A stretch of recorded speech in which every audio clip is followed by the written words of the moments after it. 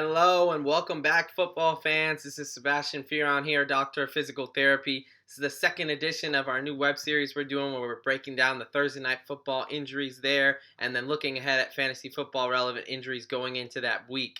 So last week we talked about the Tampa Bay Buccaneers versus the Dallas Cowboys for the NFL kickoff, and we touched on how the Bucs were missing a key piece in their secondary, which led to the Cowboys carving them up on the with their passing attack. And then we also talked about the Cowboys' offensive line issues with Zach Martin being out, which led to them not being able to run the ball much. Now, that being said, Dak Prescott definitely did impress last week after not playing for an entire year. Tampa Bay actually lost another defensive back during the game, so that helped with those issues on the back end there. So, looking forward at week 2, we have the New York Football Giants taking on the Washington Football Team. Let's go ahead and get into it. The Giants are missing 3 players that are already ruled out this week.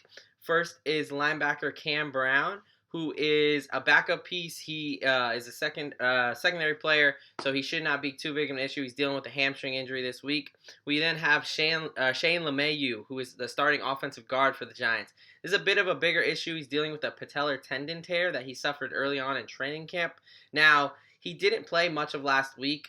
His backup, Ben Bredesen, actually played 70% of the game. So he's got some game experience, some continuity with that line. So this is a line that struggles, and this is a Washington front that is a very good front 7, especially those 4 down linemen.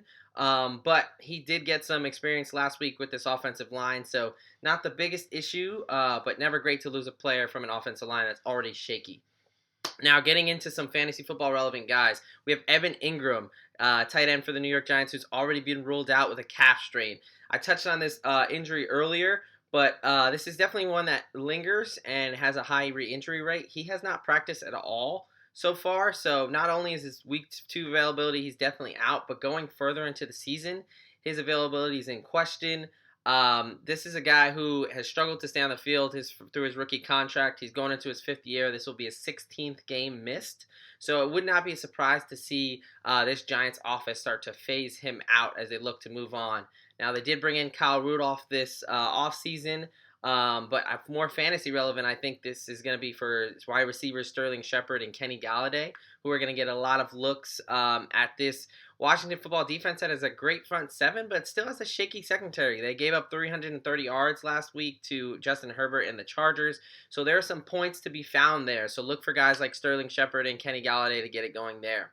Moving forward, we have Saquon Barkley, stud running back for the New York Giants. Still coming off that ACL, MCL meniscus repair that he had in week 2 of last season. He played last week.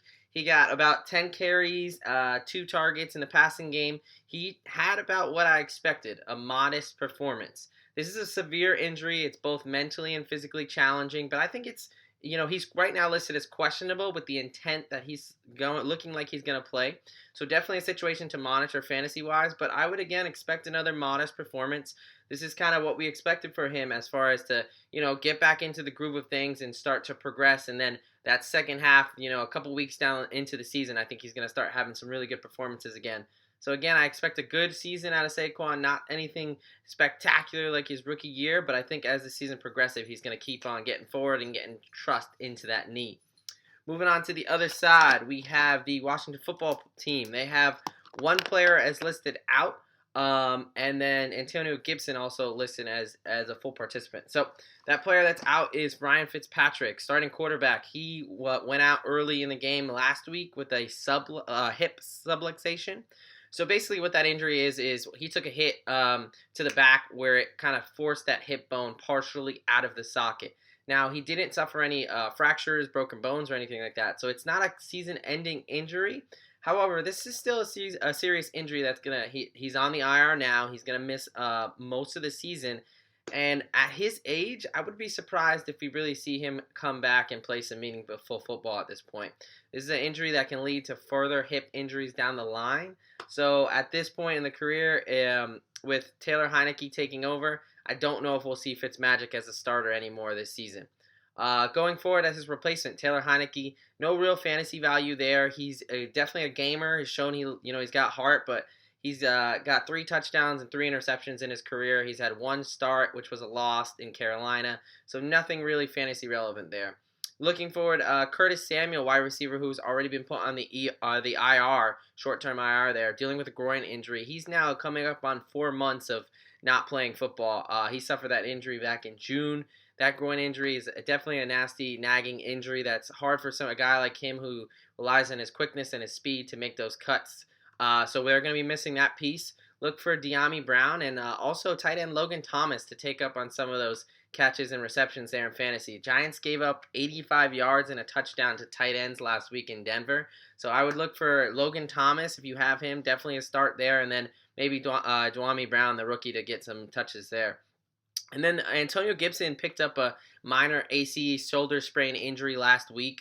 This is a very common injury that a lot of guys play through. He's not even on an injury report going in, so he's definitely a full go. And I definitely expect him to get a very high workload coming with a backup quarterback on a short week. So expect Gibson to have a good game.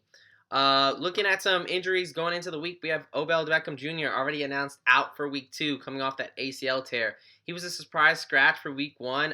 He was trending towards playing, and then when he was warming up, he said the knee wasn't feeling right. So they're definitely taking their time with him. Fantasy-wise, this isn't great for him as far as it's definitely a setback.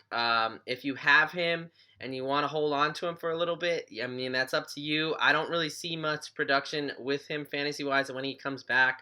Cleveland's a run-first team. They're going to look to bring multiple tight end sets, and honestly, they do pretty well without having to force the ball to Odell Beckham Jr. So moving along, we have Jeudy, who suffered a nasty ankle injury where he had to get carted off against the Giants last week. He thankfully did not have an ankle fracture, which would have ended his season, but he does have a high ankle sprain. This is a significant injury. So we're talking about the ligaments that are above your ankle, hold the two bones in the leg there together. And this is an injury that can really nag. Look at Michael Thomas last year. It happened week 1, and he was never the same. He wound up having to get surgery afterwards. Hopefully it's a less of a case for Jeudy, but I still would not expect anything, great fantasy-wise production in the early half of the year.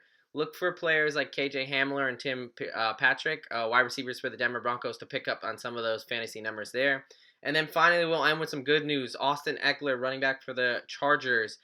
He was dealing with a hamstring injury last week. He played last week, and his standards had a modest game, 15 carries and a touchdown. But it was a good sign. He was moving around well. And even a better sign is that he's not on the injury report for this week. So I only expect him, barring any setbacks, that he's going to be a full go, a full start, and get back to his usual fantasy football self where he can help carry your team there.